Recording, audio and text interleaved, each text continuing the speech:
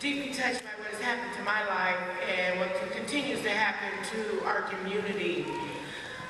The way in which many of us for so many years just sort of like was not engaged enough to stop the processing of people into slavery. You know, when they opened the program up and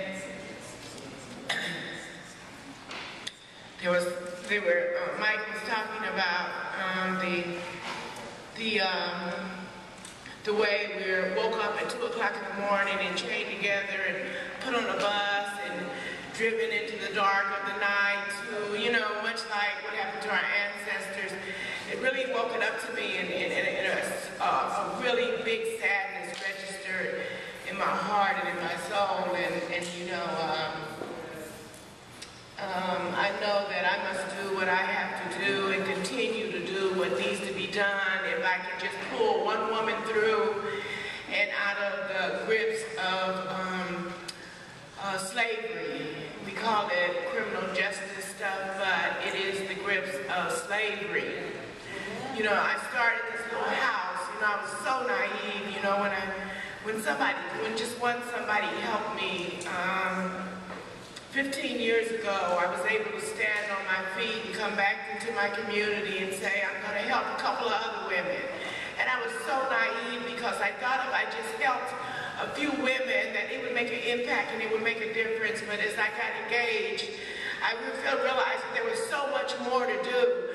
You know, there needs to be a total revolution going on around what's happening.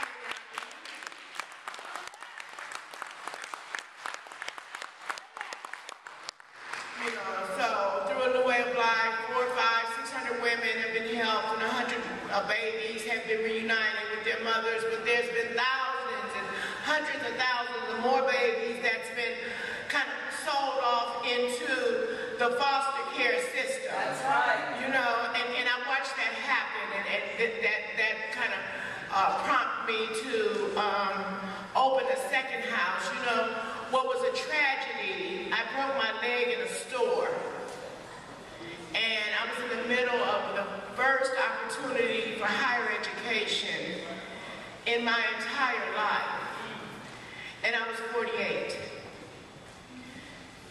And it seemed like, well, it was a tragedy, but I saw opportunity because when that case settled, I bought a house that women and children could be reunited in. And that's the force and I guess the determination that I have to sort of kind of open up a little way for people to be able to fight back however I can, you know. We need a revolution, people. Yeah.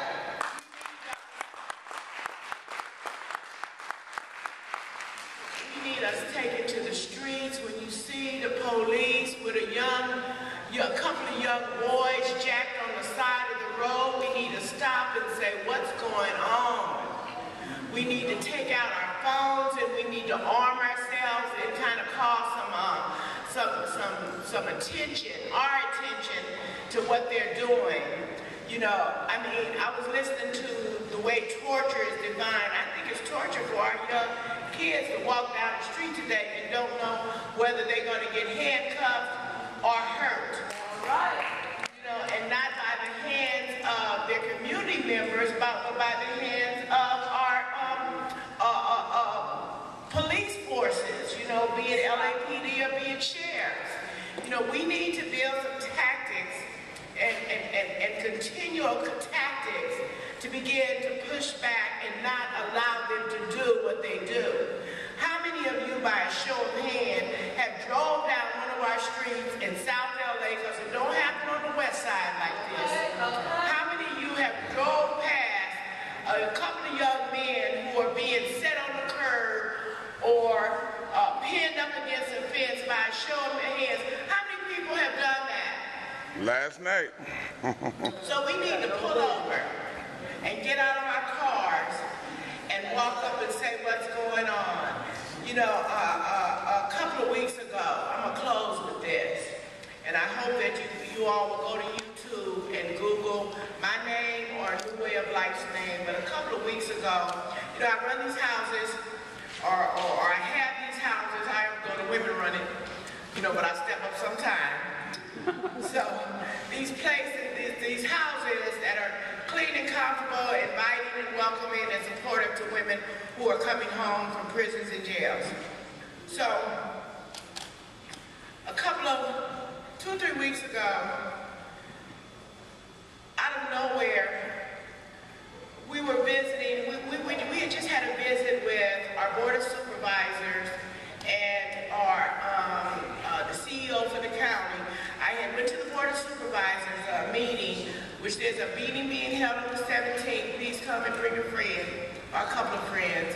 But I went there and I said to them that they're ordering these really fancy reports, and they're paying $5 million reports for reports when they have solutions in their community. Come down and see the solution. So eventually they came. On the same day they came, LAPD showed up and came into our homes, took one of our residents, handcuffed her, put her up against the wall, and then tossed her room up.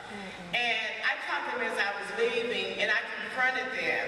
And I confronted them with the fears with the fierceness of how dare you come into our home with these type of tactics. And they say it's around public safety.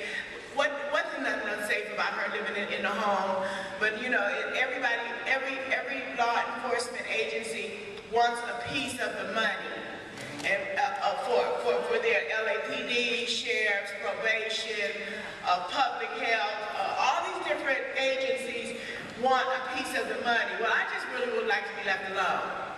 You know, to be in our community, to live and just be. So, you know, I want you guys to look at that YouTube video and see the fierceness of me standing, you know, in the gap to say you cannot come into our homes and you cannot do this and you cannot treat us this way. And this is the way we need to be pushing back, I believe, on those forces that come into our homes, come into our communities. So, you know, I think the lady that was confronted is going to get a chance to say something, but I mean, we need to stand up. There needs to be a revolution. And I can't say that enough. We cannot